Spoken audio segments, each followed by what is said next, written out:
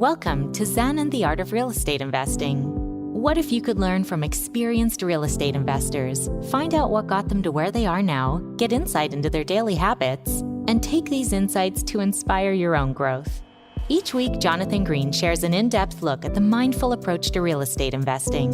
Jonathan is a lifelong real estate investor, advisor, and coach, as well as the founder and team leader of Streamlined Properties. Whether you're looking to start from scratch, get to the next level, or just for a straightforward and honest approach to real estate investing, Jonathan seeks to provide a free mentorship program you can take with you anywhere. Now, here's Jonathan. If you're interested in leaving a legacy, and that's part of the reason that you're looking to real estate as an asset that you could leave to your children, this episode is for you. But I always think all of these episodes for you because at some point in the future, you may put all of these things into play. This episode, my guest is Bishoy Habib. He's an attorney in Florida, and we're going to talk about learning to leave a legacy through real estate. Now, Bishoy, like myself, learned a lot from his dad about landlording, and he took this with him as he went all the way through law school, but he stuck with real estate the whole way. Let's hear all about it. This is episode 189 of Zen and the Art of Real Estate Investing with my guest, Bishoy Habib. Bishoy is the managing partner of Levacy Legal. He is also a co-founder and partner of CapStar Investment, a real estate investment company focused on off-market opportunities with an emphasis on sourcing land for builders and developers.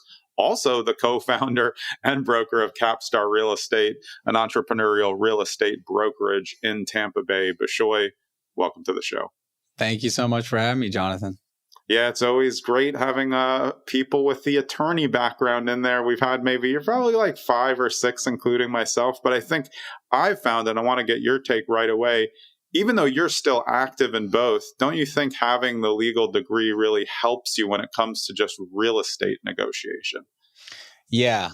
I mean, it definitely gives me a leg up in a lot of senses. I mean, obviously in the legal sense, but at the same time, I think there's just a kind of a defer, people defer a little bit more. There's kind of this level of like, oh, well, he must know what he's talking about. And I do, but it helps in negotiations psychologically too. Yeah, I've always found it when I'm just acting, because I don't practice anymore, but when I'm acting as a buyer or something and I'm in a transaction and then an attorney on the other side snaps back, it's like, well, I'm an attorney. I'm just, oh, by the way, I'm an attorney also. That's just like one of those things I like to throw in. I'm sure it's different for you, but I'm sure you're involved in transactions where they don't know right away that you're an attorney. I kind of like that sometimes because people will BS you if they don't think you know what you're talking about. And yeah, then exactly. They'll go on that and then it's like, wait a minute, I actually know what I'm talking about here.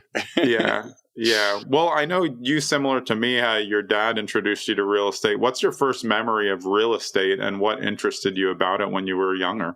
My first memory is driving around in my dad's car when I was younger. I'm probably 5 or 6, less than 10, and just going to all his properties. That's all I remember. He was doing real estate before I was born. He's the immigrant story, moved here, didn't even know what the word real estate meant, and then learned it and did it full time. I always loved the freedom and flexibility that he had to make his own schedule. That's really, as somebody who's not a rule follower, ironically as an attorney, was always appealing to me. I don't really like being confined to, you have to do this at this time. So, that always appealed to me. And then I negotiated my first commercial lease at the age of 15 with my dad at his building. He was the landlord and it was the state of Florida was the tenant. And I don't know how much negotiating I actually did. I mean, I was always good at reading and writing and stuff. This was back when you had to fax the red lines over and you'd hand mark it and stuff. It wasn't like Microsoft, like you do on your computer now. But we did that. I thought that was awesome. And then I was like, well, I definitely want to be in real estate because I don't like medicine where the rest of my family was.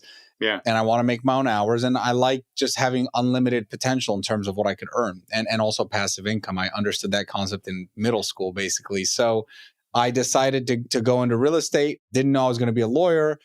As I kind of graduated college, it was 08, 09. I was like, let me go get my law degree. It's not going to hurt to have. It's going to strengthen my, my background and my skills. Yeah. And then when I got the law degree in 2012, when I graduated, we were at the, in the middle of the recession. And so is if we knew what we knew now, then we would just buy everything in sight. But obviously it was the mood was very different at that time. And so I was like, well, let me go practice for a few years. Went to New York, practiced with the largest hotel developer in New York, cut my teeth up there, learned about a work ethic, learned about these $100 million deals that I had no exposure to down here in Florida at the time. And I got licensed in New York. And then a couple of years later, for family reasons, I moved down to Florida, back down to Florida. I moved to Tampa, where I've been for the last 10 years, and just cut my teeth doing all kinds of real estate deals. But the funny thing about it is I didn't plan to practice law. I just got the degree to get the degree. I always was a real estate and business-minded person.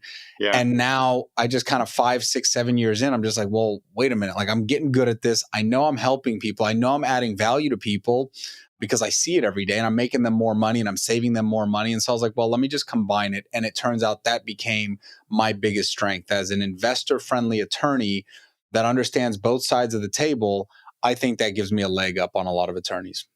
Yeah, I feel like you're giving me a reason to go back into practice, because it's so funny because, I went into government work and I worked as a prosecutor and criminal defense attorney. And at the time, I was still doing real estate. I had done real estate my whole life, similar to you. I grew up with my dad driving in the car, looking at properties, talking to tenants.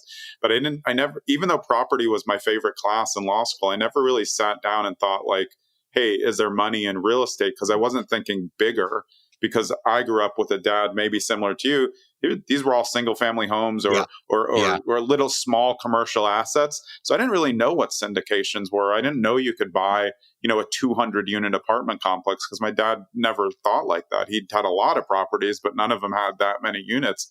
So I didn't really connect the dots, but now it makes sense. Maybe I should rethink this. Well, and I'll tell you the other thing about being a lawyer that I love is just you have a pulse on what's going on, because you always know clients are coming to you. These are the deals we're doing, and these are the successful clients. You go, okay, if they're going into RV homes right now, then that means that must be where the money is. So I get to kind of have a pulse on what's going on, and I've invested with clients before. I've done JVs. I've turned my fees into equity. So I can get creative. I like doing that kind of stuff. I like taking risks as long as they make sense to me. So yeah, I think that's really smart. And a lot of people are like, oh, don't mix business and pleasure. When you're in real estate and you're an attorney and you have clients that you trust, you're like, I mean, that deal looks really good, and it's a syndication, so it's open, And guess what? I mean, I'm the one closing their other deals. I know what they're doing. I'm not waiting for them to tell me we made this much. I closed that deal. I saw the HUD. I saw the you don't need the PDF breakdown on what it's going to look like. You already know what they did last time, which helps you be ahead of the curve. But that's really important, though, on the back end for the people that you represent. I mean, real estate's obviously changed since we were younger. You were saying, fax. I didn't even have the fax. I didn't have the internet. Now there's so much stuff out there that makes it look like real estate investing is easy. How do you handle that when newer clients come to you and think it's easy, or you just, you're contacted in that? There's even people who've been in it for a while who don't really know how it works on the legal end. They think everything's no problem. How does that work for you, kind of combining your real estate knowledge with the legal knowledge to have people, what I think they need to pump the brakes a little bit here? Yeah, I mean, it's kind of like that whole thing where people go to everyone's a doctor now because of WebMD. So a lot of times people will just call me, or, and it's usually like the client, it's usually like prospects that aren't actually my clients. And it's like our initial conversation, and they're like, hey, what is this?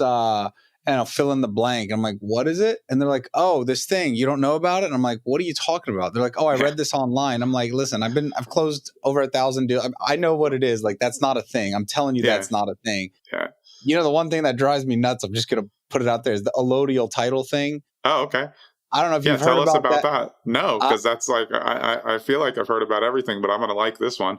I didn't take a deep dive. I took maybe like a 30-minute dive, because I had I was at a networking event. I was speaking and here in Tampa, Florida, and I spoke, and people came up to me after, and this one guy's like, you're our guy. We're doing real estate, blah, blah, blah. He loved me. He's like, we need a guy like you. He's like, hey, listen, do you do a allodial title? I'm like, look, man, I kind of know what that is. I don't think it's real. Allodial title is, and I could be wrong, but my understanding of it is it means you have a superior right to this land than the government. So the government has no rights to the land. They have no control. They can't tax you on it. They can't make any rules. And this goes back to before the country was formed in 1776. Yeah. And I'm like, but then this guy went off the rails. He started telling me, he started telling me, you don't actually have to pay taxes to the government. I People had who a do that feeling are this was fools. coming. Yeah, people who do that are fools. And when you sign that, your tax return, you're then consenting to be subject to the U.S. government, but you don't have to do that. And I don't pay my taxes. And I'm like, you know what? And we're walking back to our cars at this point after the event because it was like 9 p.m. And I'm trying to walk faster to my car. I'm like, all right, buddy. Well, we may not be a good fit. Sometimes you don't want every client, right? So, but that was a little bit kooky and funny and quirky. But yeah, I get that all the time. And, you said another thing that was interesting was even the seasoned investors, sometimes they don't know. I have clients who are real estate professionals here in Tampa who they are known, they are popular, they're famous locally, they do it. And then they come to me and they're like, hey, I tell them you should put your property in a land trust or an LLC. And they tell me, well, it's just in our personal names now, our investment property. I'm like, are you kidding me? You do this. You tell people you have what to 80 do. properties. You should be fixing this up here. Over the years, I guess you kind of get used to the way that you're doing things. And a lot of people who were old, my dad was way ahead of the curve. He had trusts and stuff that I was owning. And that's why I went to the properties with him. And I don't know if this was the case. My dad taught me hey, these are the tenants. So I kind of grew up with a different view of tenants. I knew they were caretakers of the homes and I knew we were in a cooperative partnership. I didn't look at it as me, owner, and you, tenant, you do what I say. And I think that's a lot of the issues that are going on with landlord and tenancy and the way people look at it on the grand scale is because they feel like it's a power relationship when it really should just be a cooperative one. That's a good perspective. I like that a lot. When you were growing up, though, and you went to the properties, did you really understand? Obviously, at 15, you probably got it because you're negotiating that lease. But before that, did you really? I found as each year I got older, I was like, it's starting to make sense. We own this, we get money. This sounds pretty good. Is that what really stoked the fires for you? So my mom was a dentist until she passed, but she was a dentist. She had her own practice for 35 years. And all three of my sisters are dentists. My dad's a pharmacist by trade. So it's not as if, and I'm Egyptian, by the way. So anybody who's listening, if you're Egyptian, but also if you're Indian, this applies to you. A lot of Asians, you have to be a doctor, a pharmacist, or a dentist, or you're a failure. That's it, Right. Yeah. So we've had other guests say the exact same thing. So it's not like you're just coming up with this, and it's no. This is sense. Cultural. So the friend group that I grew up with, maybe let's say my 10 closest friends, 9 of them are those things. And then there was me. So, in a sense, it was a running joke. My mom would always call me a failure, even though I had my law degree, my MBA, all this stuff. So, with that background in mind, you have to understand that I was being pushed, at least by my mom, to go in the medical field. And I hated it. But then I'd see my mom every day. She had to wake up at, whatever time, 7, and be back at 5:30. And she was on her feet all day and she was tired and she did well. But I was just thinking about it. I'm like, you have to literally do this every day versus dad. And dad worked harder than anyone in the world, but he had the ability to take us to school, to bring us back, to go do things, to take us, he had that ability. Yeah. And I knew at one day, I didn't know when I was younger how much money really you could make. And then one day, my dad took me to the bank and he's like, you're 16, you're going to sign on the bank statements. And I'm like on the bank account. Yeah. That was the first time I really realized you could actually make good money because he never talked about that to me, which was probably a good thing. But I think what I like though is I don't want to say remote work because, but it's the ability to make that money without actively working every day. Passive income, obviously, is what that means and controlling your own destiny. I think those things resonated with me way before I even understood why they resonated with me. And now, I started my own law firm 1.5 years ago now because I was just I couldn't imagine listening to someone else. I tried it for so long and then promises were made. And I'm like, this is the best decision I ever made, even though right off the bat, I took a haircut. But for me, the best decision I ever made was going out on my own in every facet. And now I don't have to reply to everyone. And that to me was the biggest plus to real estate. Yeah, and I mean, I think that's what everybody who gets into real estate is really chasing. They talk about money, but it's really freedom of time, and that's what you saw 100%. with your dad. It's like, hey, it's 2 o'clock on a Wednesday, and we're just like going to some house, and that's what I got. My dad went into he worked for the IRS, then he went into private practice. So I would go there on the weekends. He was there waiting for me Friday after school in Brooklyn, and then we drive out for the weekend. We did whatever we wanted to do. Yeah, I love that. And I love that. I looked at it the same way as you. I was like, I mean, this looks pretty cool. And then he would go lay brick on a driveway, and someone would say, like, well, why is he doing that? Is he being cheap? I'm like, no, he likes to do that. He's choosing to do the things. And then eventually he stopped, even though we would have like, a bulldozer in the backyard. He would just build weird things to test them out. Like, you just build a golf hole in the back. I'm like, I mean, all right, let's try it out.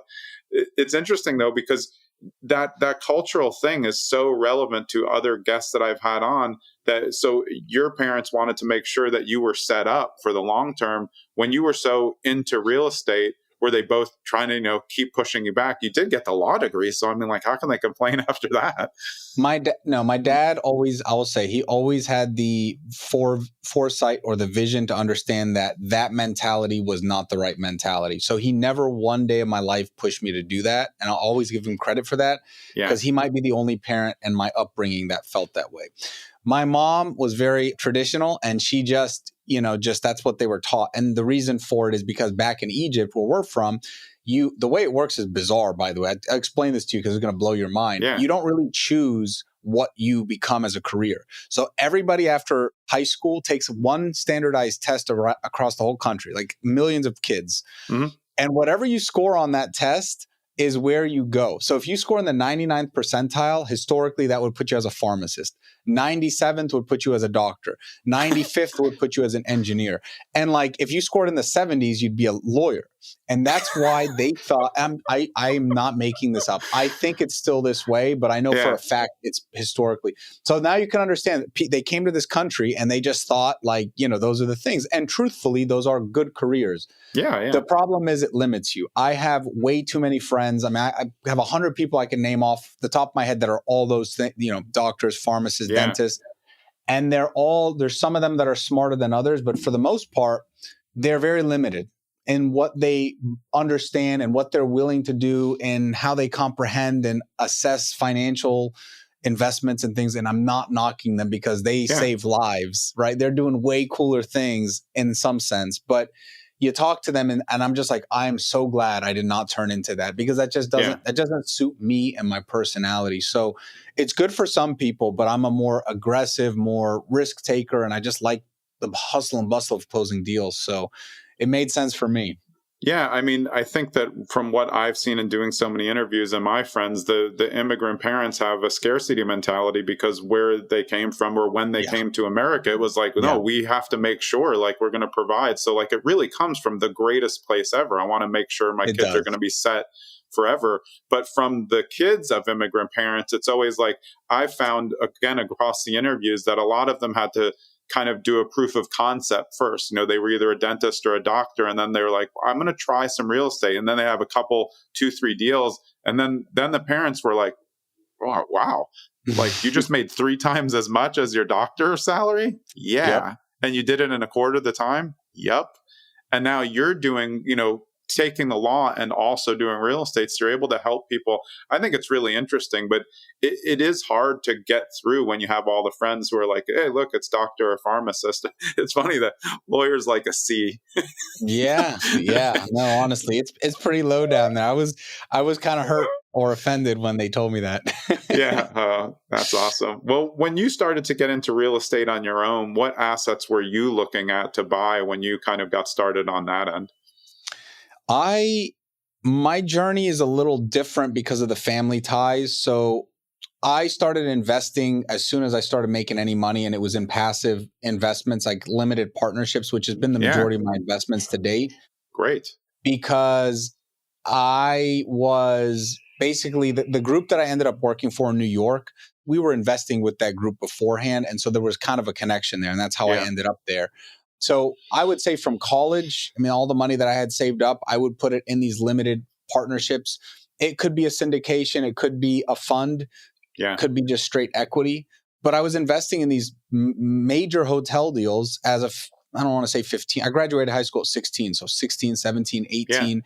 And then definitely when I started making real money, I was putting some money into that. And I mean, that's the blessing of being raised in real estate, is like I was involved in those negotiations and discussions when I was in college, when I was in law school, like obviously after law school. So, and again, I mean, you just didn't have $100 million deals in Orlando or Tampa back, 10, 15 years ago, as frequent as you do now. That was a big deal back then. So to see the inner workings of that really was a neat thing. So I started investing in that and just rolling it over. Yeah. I've done some, I like the passive stuff because I'm a very busy person. Like I got a lot going on. Yeah, I mean, I was just reading your bio. Like, I mean, when's this guy going to go? You're not going to do DIY on a house. That would be silly. Well, I've done one flip and I have to do another one because, things went sideways. So I got to manage it, but I got someone hopefully there. First flip was a disaster. It was 2 hours away. The guy left halfway through the job, had to find another guy. I mean, come on, Bishoy, it's Florida. I mean, you go through 6 contractors on every job. They go to South Carolina with your money and then show up next year again. 100%. And guess who they call when the contractor leaves? Me. So I know. Yeah. But, the fix and flips is not for me. Even the single family rentals. I mean, I had some, it's just, it's okay. I would rather invest in some commercial or again, the passive stuff, that's more appealing to me with my lifestyle and where I'm at. Yeah. I would say the best investment that I made, my favorite investment to date, was when COVID happened. I had a client who came to me, and this is when we talk about, I have the settlement statements, I have the HUDs. There was a client that I was closing 20 deals a month for. They're a single family builder based out of state. And then they had their line of credit dried up for a different business model, which was land entitlement. I didn't even know what land entitlement was at the time. I wasn't very familiar with it. Yeah. They needed some money. The bank froze their line of credit overnight. I researched it. I knew that they were making money on this business, so I trusted them. And then after a couple months of kind of researching it on my own and pulling money together, I was able to raise a fund of friends and family and invest it with them. And it's been an amazing opportunity. It's doing phenomenal. And it made me want to kind of do that more. And then I've been so busy the last 4 years, I haven't had a chance to find the right investment to raise capital for. Yeah. But that's really ultimately like one of the things I really want to do in the big picture is become that deal maker, kind of, whether it's funds or syndications, whatever the model is, it doesn't matter. But finding the deals, because I have access to the capital, so for me, that's kind of like where I want to be and just slowly building my way up there. But that was probably my favorite investment so far. Yeah, I love that because I've slowly come to the realization that I believe that newer investors who have a good amount of money, who are in these careers where they're making a lot of money, they should be looking at syndications first instead of trying to flip a house on their own or buy a junky rental in Detroit. Nothing against Detroit. You can do really well there, but you don't just go randomly and buy one house in Detroit. Like, you need to know the blocks. Guess who did that? Yeah. I mean, I have a lot of friends who've done it. Yeah. Guess who's selling it? Yeah. See, so we're right on. But I didn't invest in syndications until last year when I was 52, because again, it wasn't something that my dad did. And now I'm like, this is great. I always invested in index funds, and that's kind of like a syndication model. Of course, syndication is better because you actually get experience with real estate and you can pick areas like, hey, I'm interested in Tampa. Like, let me hop into a syndication on apartments in Tampa. Now I own something in Tampa. I don't have to do anything. Yep. I can just read the reports, make sure I vet the operators. And, if you're going through somebody like you, who's also, their attorney or involved in that, it's like, well, now we have greater insight into who's running these deals. Because I think the biggest thing that people are worried about, especially now with all the news about syndicators, am I picking the right one? Are they going to go belly up? Are we going to get a capital call? And I think if you're doing the right due diligence, it's really not going to happen. I mean, the ones that I see that are now coming out with capital calls and blow up syndications, I think if you look back at the prospectus and everything before, like you and I and other people will be like, well, I mean, could have seen that coming. You're taking on a floating rate debt instead of like a fixed debt for 5 years. There's a big difference. Multifamily in Tampa, 2021, RIP. Yeah. What? Whisper prices. What is this? What are you selling it for? There's no price. It's a whisper price. Deposits going hard day one. Are you kidding me? People were putting, for those who don't know what I'm talking about, Tampa, Florida, 2021, when interest rates were 3%. all the billions of dollars from all over the world wanted to be in the Sunshine State. We were the hottest thing in the country and maybe the world at that point. Yeah. And they were not even announcing the prices of properties for sale. And people were, this is the craziest part, were putting $100,000 and $200,000 and $300,000 down, non-refundable, before due diligence, just to get to contract signing. It was insane. And so a lot of those people that closed those deals, those properties are worth, I don't know, 20% less now because the cap rates and the interest rates have changed so much. So, to your point, it's easy for me and you, though. I mean, I think the new investor, it's tougher. You have to go with someone with a track record. And I would say this, my biggest thing when I'm investing money, and I would say this, I'm an attorney who deals with a lot of issues after the fact and a lot of people who are not doing the right thing. So like, and you're a prosecutor, so you're with me on this. Like I'm an optimistic person, but I tend to kind of be very not pessimistic, but my guard is up when it comes to stuff like this. So for me, the absolute biggest thing before I vet the deal, which obviously you have to vet the deal, but the number one thing is who is the sponsor or the principal or the general partner or group? Who are these people? How do I know who they are? Like, do they have a track record with people I know? That to me takes the longest time to vet. And I am I don't trust people with my money because I've been burned. Same. And I have clients all day who come to me. So that is the number one thing before you even look at the deal. Look at the operator, right? Look at the guarantor, the GP or whatever. Then obviously the second tier of that is once you get comfortable with them, find a deal that makes sense for you and makes sense in general. And if you don't know how to do that, you talk to someone with experience. Like if someone sends me a deal, by the way, I get this all the time. My clients send me deals. What do you think of this deal? I'll look at the deal. Now I'm not going to underwrite the damn thing, but I'll look at it and say, look, this makes sense because this area is growing and the rates are rising, whatever the case may be. That's fun, right? You're a deal junkie. I'm sure I'm a deal junkie. We're all deal junkies. Like I'll take a look and see. And I like learning. Maybe I don't know about something. Maybe I'll invest. But those are the two things, right? But the first thing for me is the people. And then the second thing is the deal. Yeah, I agree. And I always look very hard at the debt because that's what I think is getting a lot of people in trouble. And I think those are questions that sometimes lie a little bit outside a flashy PDF. Everything looks good now. I mean, like, it's not like you get a PDF and it looks like something like we got in middle school. Like, it looks sweet. It just all lies, some of it. So like you said, you have to go back, see what the track record is. Have they done this asset class in this area? Do they have the relationships to make sure that it works? And that's why it's always good to see people who are focused in an area. So even the people who their value's down in Tampa, maybe eventually that's going to be a long-term hold because I, sweated out 2008 in Florida with 2 houses for sale and some investments, and I let them ride. And I did eventually sell 2 at like a big loss. But if I just held them, it would have been fine. Now it's like you get the thing that economy plays games with you. And if you're over leveraged at times, people have to sell. And I think that's kind of what happened into the larger syndication space now. It was the debt that collapsed it and the repairs that were maybe not, noted correctly in due diligence. I mean, it was a gold rush. And everybody just got greedy. And so to your point, I mean, people are paying the price now, unfortunately. Yeah, it is hard. I mean, it must be hard for you that when somebody comes to you and either believes they've been scammed in a deal or just really made a bad decision. When you read the paper, I'm sure you get this. People send me deals and I'm like, you should have seen this. It's all right here. Like, it's not good. It doesn't even have the stuff that you're saying.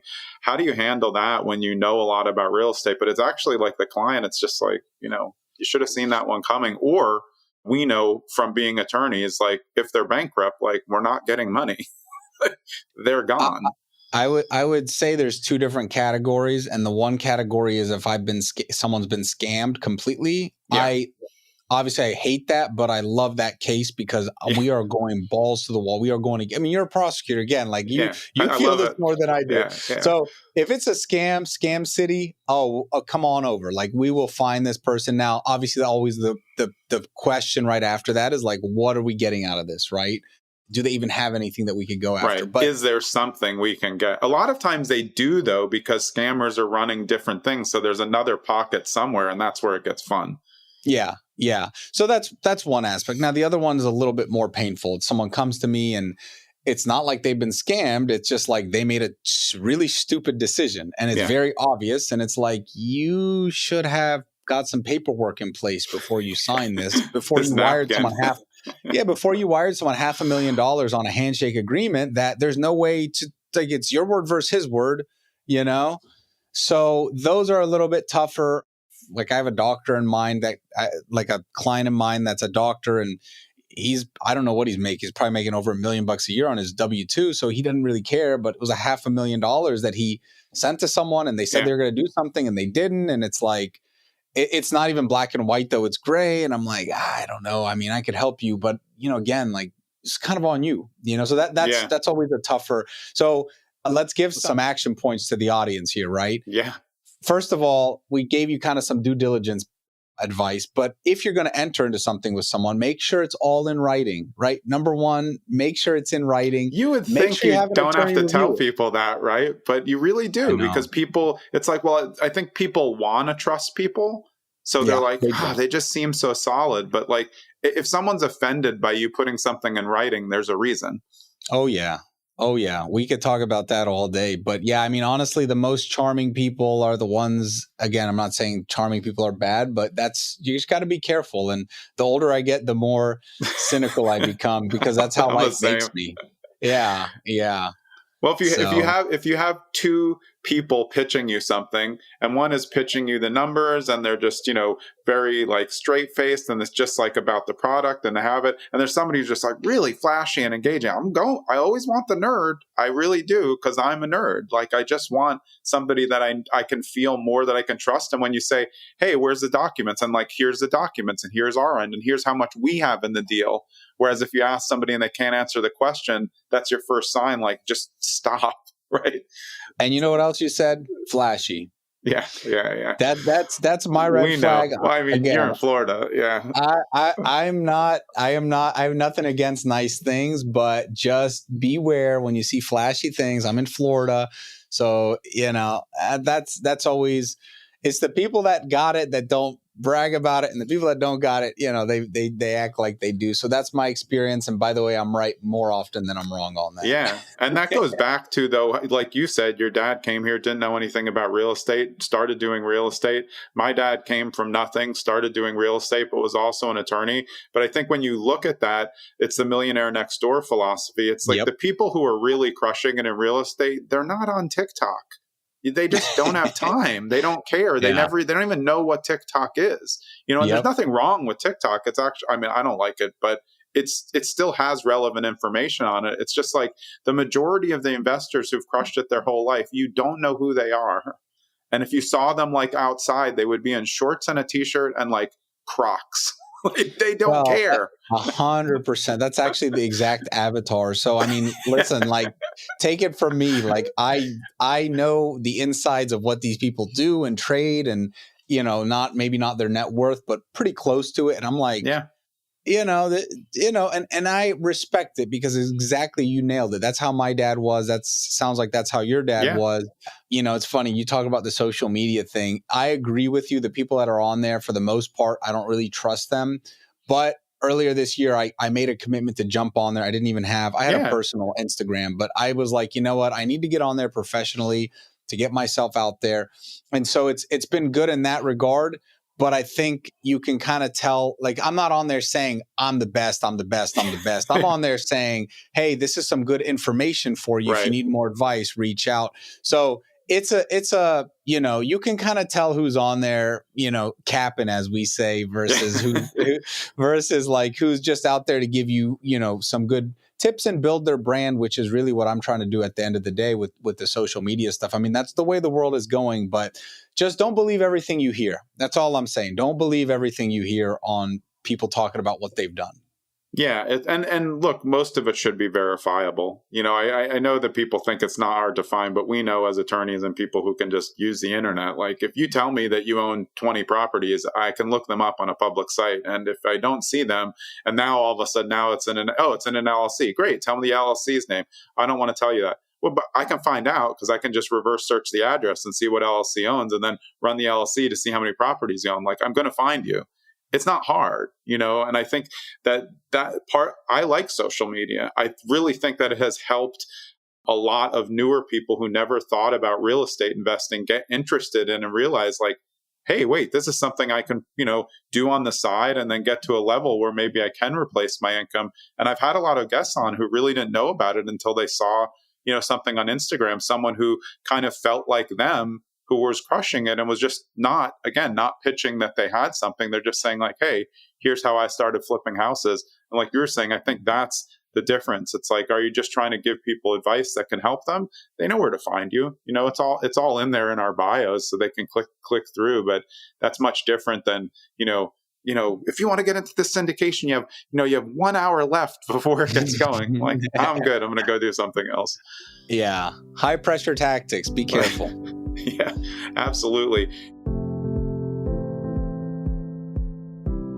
Hey, it's Jonathan. I hope you're enjoying this episode with my friend Bishoy Habib of Levacy Legal.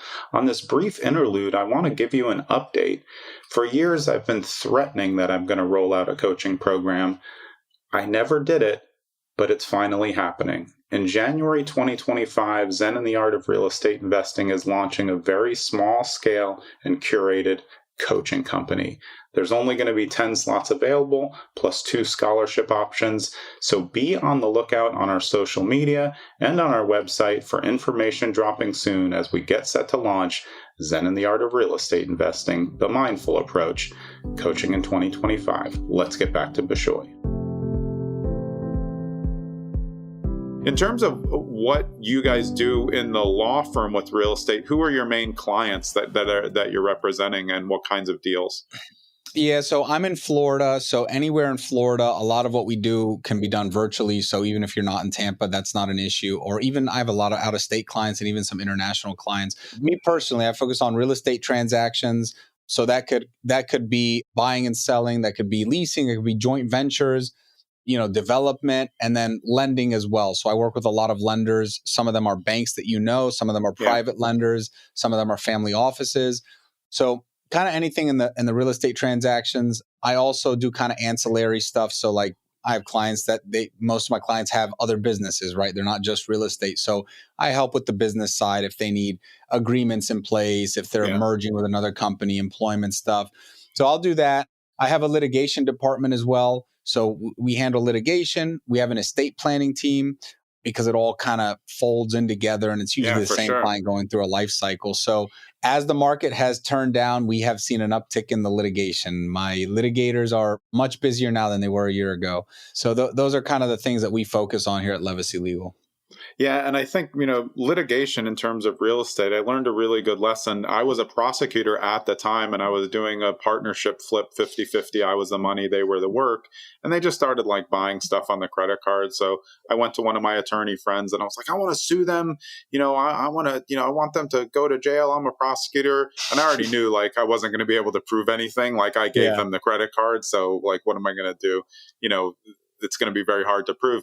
But the attorney said something really important, and I wanted to get your take and your view on this. He said, listen, you're going to pay me $15,000 to try to make, $20,000 back from them. So what are you doing? We do live in like a very litigious society, but there's always a line there. It's like, if you lost $1 million, it's going to be worth it to sue. But, when you've lost $10,000, the likelihood they're going to have to pay you at least $10,000 unless they're only doing a couple hours. So it really has to go on the scales of what's really an option to litigate and what's not. I love that point. So there's a couple things that I pride myself on as an attorney. One is being responsive, because attorneys are not good at that. And that's how I get most of my new clients. Yeah. So if your attorney's not answering the call, reach out to me. That's 90% of my clients. So being responsive, being investor friendly, and being trustworthy. And being trustworthy is very important because I am very transparent with my clients. And that's why I have such a high satisfaction, because if I'm taking your money on a $20,000 case, and let's say it costs you $15,000 to litigate, why the hell would I do? What would be the point for me to do that? So just so you could be pissed off at the end anyways, right. Even if we achieve the best possible outcome, you're still unhappy, right? Yeah. So what's the point, right? So that's very short-sighted. And so I like to be upfront. And like very first conversation when people come to me with stuff like this, it's like, look, I always ask, what are you trying to get out of this? What are you trying to get? Are you just trying to, do a demand letter and scare him into coming to the table and giving you some money? Because that makes sense a lot of times. But are you trying to pursue this and get him to pay you $20,000? Because that's not going to be worth your time. And we're not the right law firm for you because that's stupid. That's stupid. It's a waste of money. Even though it benefits me, it doesn't benefit you. And that's ultimately what I care about. So those are conversations I have those conversations more often than you'd like to think. And usually what I'll say, I could talk people off the ledge pretty easily because I'm like, look, I'm looking out for you. I want your money, but I'm not going to take it for something that you're not going to be happy. So the key is setting realistic expectations, and the key is being transparent with clients. And so in that example you gave, I think it's a phenomenal example because we deal with that all the time. So when a client calls me, and I get calls off Google all the time, hey, there's a dispute, blah, blah, blah. How much is the dispute? $700. I'm like, what do you want me to do? You just spent $700 the next time we talk. You're gonna spend that. So it's and I just, people like that, if it's small, I'll just give them. I'm like, look, you should just do this, this, and that. Here's the small claims docs if you want to go. But that's why people trust you, and I think even in real estate, it's why someone will trust a syndicator. Somebody comes to a syndicator and they're like, I really want something that's liquid and get my money back. The syndicator should be like, well, this isn't for you. Like, this is a 3-year build. You're not even going to get a distribution for 3 years. Then you're like, wow, they didn't try to take my money, or they didn't try to do something. And I think what probably, correct me if I'm wrong, what helped you is when you went to New York, you all of a sudden were into $100 million deals. So then when you come back, it's much easier for you to tell someone, listen, like in a transaction when people are like a day from closing and they're arguing over $1,000, you're just like, what's wrong with you? Yes. You're buying $1 million home and you two clowns are arguing over $1,000 or because somebody left a TV in the house. Take the TV and just throw it in the outside. Who cares?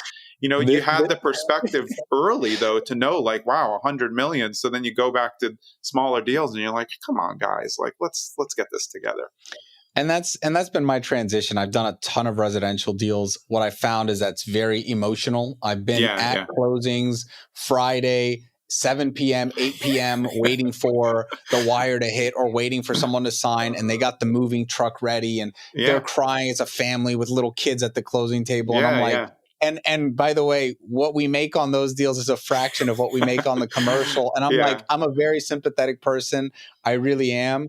But it takes up your whole day. You don't make any money. Nobody's happy. Everyone's crying. And it's like, what are we doing here? Versus you solve bigger problems, you make more money, right? So that's kind of where I've shifted, is solving bigger problems. Now, that doesn't mean I don't help anybody that has a residential thing. I just don't necessarily market it. But what happens is all the people that know me are like, hey, I'm buying this house, I'm buying that. And then I obviously can help them with that. But I mean, I wish that I could give people my perspective or your perspective, but a lot of times it just gets, we get to that point and people just want to nitpick just to nitpick. And, it's emotions and it's ego. And that's the hardest thing as an attorney, is just to manage the personalities and the emotions sometimes.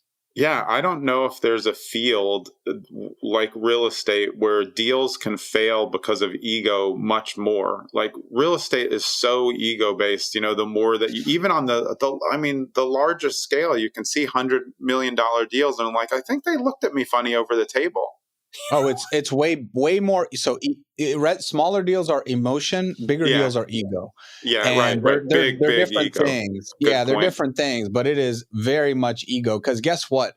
All the guys swimming in that pool, the big fish in the small pond, they can close any deal anytime. Right. They don't need X, Y, and Z, but they may choose not to, or they may choose to play games. And I'll tell you this. First of all, negotiations my favorite. Like that's what I love doing. Me That's too. what I'm best at. Like I love putting a deal together. I love fighting for my clients on the transactional side. But, I used to hate the mind games. I used to not understand. I'd be like, this is so stupid. I'll be honest with you. The older I get now, I'm not saying I like them. I'm going to say I understand them. Psychologically, I understand why people move the way they move when they're at that level. Yeah. It's in order to kind of get their way or increase their leverage or their position. And so when you kind of change your perspective, it's very interesting. It becomes a big chessboard and you're like, well, they did this because of this. So how do we counteract that? And how are they going to respond to that? And I honestly, it's fundamentally different from how I viewed it as a young attorney. Where I was like, why are they doing this? They're supposed to do this. This is stupid. The contract says this is black and white. And now you're like, well, this is what's happening. And so it becomes a lot more fun. And maybe I sound weird right now, but that's fun to me, is those big on boy board. conversations. Yeah, I don't know what our listeners are thinking, but we're both in the same crazy bus because I think, what it is when you're new in either real estate or law or a combo of them, of course, you're like, like a client gets their first contract, they literally read the whole thing. When I go to closing right now, I'm finished with a closing in like 5 minutes. They're like, this is I'm like, don't even talk to me. I've done this a billion times. Just give me the papers. So you start to understand over time. What I learned early when I got into real estate negotiating is like, well, nobody's going to prison and no one was injured. There's no victim. Like, this is easy. But I had to learn, one thing that I think you were just saying, when we're talking about ego and pulling the levers, I had to learn when I got into real estate that I can't negotiate hard like I did as a prosecutor. I was a maniac, because there were real victims. I really felt like I'm protecting people. And then I got into real estate. In the beginning, I was like way too hardcore. It's like I'm representing a client now, so I can't make my fun that I like to have as a negotiator on behalf of the client. And I did, in the beginning, I wrecked a couple of deals because I was kind of being a jackass. Yeah. And you know what? Like, I actually totally get that. And I don't blame you at all, because putting myself in your shoes, I cannot imagine. You can't be... It's a completely different negotiation. You're not negotiating. You're like, justice has to be served. Right. We're just trying to get a deal across the table. No one's dying. No one's been hurt.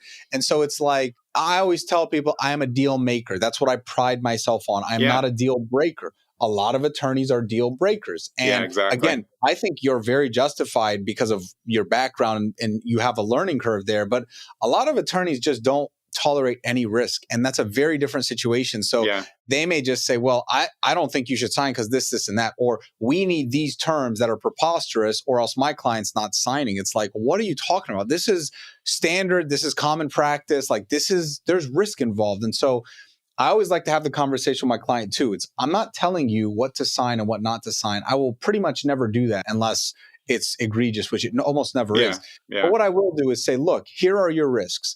You have the risk of losing this money. You have the risk of, the city coming in and issuing you a violation, whatever it is. You take those risks on if you want.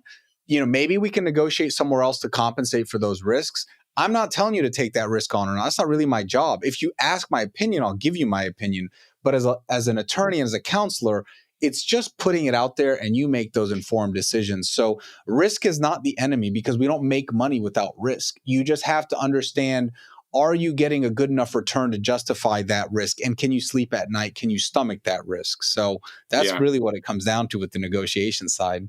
Yeah, and there's a big difference between agency and your attorney-client relationship, because I've come into this, like, whereas a client in real estate will say, like, well, I want to make a low ball. I'm like, well, I'm not making that offer for you. And they'll say, well, you have to. I'm like, I don't think you understand how this works. I don't have to do anything. I can just fire you. You're fired. Right. I don't want to make that offer.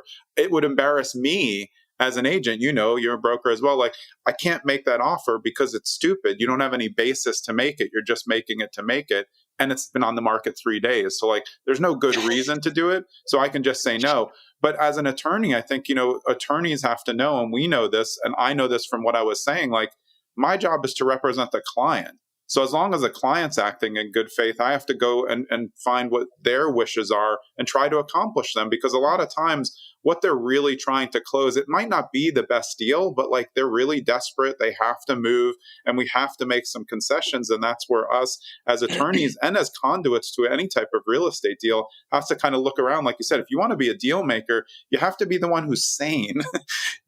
Everybody's arguing. You have to say, like, listen, like, this isn't that big of a deal. Like, how about you put in 250, I'll put in 250, like, we're all good. Maybe people aren't, hugging after the closing, but they're closing. Yeah, it's, what they say in a good negotiation, nobody walks away happy, right? So, I mean, that's kind of what it is. And a lot of it is setting expectations with your own client. Yeah. Sometimes you have to be a hard ass, like you said, with the other side. Sometimes you got to play good cop, but that's the fun of it, man. I mean, I was just thinking the same thing. Every deal's different. Every personality is different. If this guy's got a hard, an attorney that's trying to be hard, I can go to that level. If he's got a very reasonable attorney, it makes life easier because I'm like, hey, listen, like, what do we got to do to get this thing done, right? And at the end of the day, it's just money. it's just money, right? So my wife is in the medical field. She's in anesthesia, and she's like intubating people, and Yeah. people's lives are literally in her hands. And then she asks me, does this stress you out? I'm like, are you freaking kidding me? What could I possibly be stressed out about? I'm doing the best I can. If the deals fall through, I can know that I did everything I could, but at the end of the day, it's money, and I'm dealing with people who can afford to take these risks. Their lives may be affected, in some small way, but this is nothing compared to what real people are doing out there in terms of saving lives, or, police, or even teachers, honestly, that are kind of, so for me, it never really stressed me out or anything. It's fun. It's a game, and when you look at it like that, there's less pressure, you perform better. And I think you have a higher chance of success. You know better than I do about this. I'm just, it's fun. I love it. I think we're the same type of sickos, though, because we just I love the game of it, but I also love the transactions where like everybody's nice and everybody's on the same page. Buyer's happy, seller's happy. Both commercial sides are like, hey, this is a win-win. And I think if everybody just focuses on deals, even when you're doing off-market deal sourcing, everything's really about the smoother the transaction will be if you're looking for a win-win. Hey, you're in pre-foreclosure. I can help you with that. I'm not trying to screw you out of your house, but if I pay you, you owe $290. If I pay you $300, now you have 10 grand to move. Everyone else is offering you $260. Hey, now we're all happy. Maybe it's not the best scenario that they're in pre-foreclosure, but now you're not getting a foreclosure on your record. So they're like, I think to me, like, real estate, and I'm sure you can attest to this, it's all about finding creative solutions to the problems that people are having. And the reason why people get crazy in transactions is because someone feels like they're not being heard, or they're being quote disrespected, when leaving a TV in a house is probably just an oversight. Yeah, I love it. You said creative deal structure is one of my favorite things to talk about, and we could talk about that, all day, but I'm with you. You just got to find a solution that makes sense. You got to, the most important thing is you got to listen. Don't listen to what they're saying, hear what they're saying, listen to what they're saying behind what they're saying, right? So they may tell you, we need this money. Well, what do you need the money for? Well, what if we could solve that problem in a different way? And so you didn't need all this money up front, right? So it's just really getting to the core of the problem. And I think a lot of people just struggle to really get to the bottom of what the issues are, and just don't have the patience or personality to negotiate. That's what I've seen. Yeah. Awesome. Well, you run a lot of companies, so let's make sure everybody knows where to find them all. So in terms of legal, if they want to find you guys at Levacy Legal for that they can find at levacylegal.com, and that's LEVACY legal.com. That's exactly right. And I'll make it easier for you, so you could just contact me directly on my socials. I'm active on there. So it's at Attorney Bishoy, attorney spelled out BISHOY. And that's Instagram, TikTok, and YouTube. LinkedIn is just my name. You can obviously find me on there. You gave them the website, and then, any of those ways, really, you could reach me. And they'll be able to find more information about CapStar Investment, which is your investment company, and then CapStar Real Estate, your brokerage, right? Yep, absolutely. Awesome, man. Well, it was great talking shop with you. I'm glad we got you on. And I look forward to staying in touch with you. Last thing, though, I know, because you're in Tampa, how did you fare during all of this weather? And is that going to play a role in the future? Obviously for Tampa investors, the weather's going to be a big thing, given what we've been through with the last two crazy weather anomalies. It's been very sad to see the kind of the damage here. Luckily, people were safe for the most part, but the property damage has been extensive from both hurricanes. Helene was a ton of flooding all over the Tampa Bay area. And then Milton, even though it missed us, there was quite a bit of damage from that. It's really sad because I know so many people affected. The whole community feels like it's coming together as a community. People didn't have power for a week. Yeah. I think some people just got power yesterday, and some people still don't actually. So, and it happened last Wednesday night. So it's really tough to see in your own community, and just my wife and I just driving the streets and seeing all these people who are displaced now. So we're doing our part to help out. In terms of the real estate market here, look, I'm not going to sugarcoat it. I'm Tampa's number one cheerleader. Before these hurricanes, we were in a downward market. We were 20%, 30% correction in some places. And this was pre-hurricane. And guess what's happened? And the reason for that, we had too much inventory and nobody was buying. Yeah. Guess what's happening now? There's way more inventory hitting the market. People don't want to fix their houses. People are in a flood zone. People are cooling off to the idea of moving to Tampa, which, as I mentioned earlier, 2021 was the hottest place in the world. Yeah. Now people are leaving. Now, it's very complicated, right? Because you have issues with insurance. You have issues with the market being flooded with properties. Who wants to live there? What I'll say is people have short-term memories. This pain that we're feeling right now will not be here in a year from now. I'm telling you that. I know that from my experience as a human being and as an investor and as an attorney. Yeah. So I think that if you're an investor, you need to look into Tampa right now. This is the best opportunity to buy in Tampa Bay in over 15 years. Yeah, I agree. And I am still extremely bullish on Tampa Bay. We are going to continue to grow as a metro. We are still continuing to attract top talent and top employment. We are still in the Sunshine State. People that have concerns about the weather in the future and are these hurricanes going to get worse? This was the worst hurricane in 80 years. Yeah. These people that got flooded and damaged, they had been living there. Like, I know a friend that 30 years never had any kind of issues and then got wiped out in one hurricane. Yeah. If you can't stomach that risk, then don't come here. But I think that this is an anomaly. I think also new construction is the way to go. So there's a lot of tear downs now. Yeah. If you build a home, all the new construction homes, as far as I understand it, were fine. Yeah. So if you're going to buy some land and build here, then you really have nothing to worry about.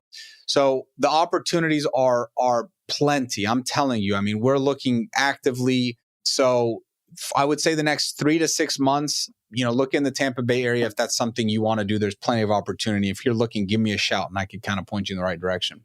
Yeah, I appreciate it. I feel like Tampa should now send us something after that, at least a pat on the back to you for that. And I lived in Sarasota for 7 years, so I love the west coast of Florida and really appreciate what you're saying. And I agree, because there were times, where other things happened. Again, 2008, I kind of stopped investing and I was there.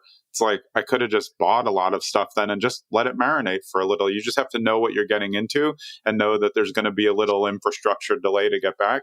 But as you said, when you look in the areas that are most weather affected, North Carolina and Florida right now, the new builds are really where it's at, because they have to be built to a certain code to withstand what might be coming. Then you're going to have, assets that are going to be less destroyable than others. And of course, you have insurance, which is raising costs, of course, but it's raising costs to protect you. That's kind of just how it works. It's not like that's not known. There's a big disaster going on 2 in a row. So of course that stuff's going to go up. Well, I really appreciate it. I can tell we're going to stay in touch, and it was great having you on the show, Bishoy. Absolutely. Thank you for having me. I appreciate it. Yeah, my pleasure. All right. That was Bishoy Habib. He is the managing partner at Levacy Legal. I'm Jonathan Green. We'll see you next episode. Thanks for sticking around to the end so you can find out who's coming up on the next episode of Zen and the Art of Real Estate Investing. And if you heard on this one, Bishoy learned from his dad, I learned from my dad, and my next guest on the next episode, Zihao Wang, he learned from his mom and his dad. So these are interesting stories that will tell you a whole lot, but Zihao is not that old. I'm just going to wait for you to see him on camera so you can see how much he's learned by being in a family office. We talk a lot about what a family office is in terms of investing. It's a great show, and I can't wait for you to hear next episode with Zihao Wang.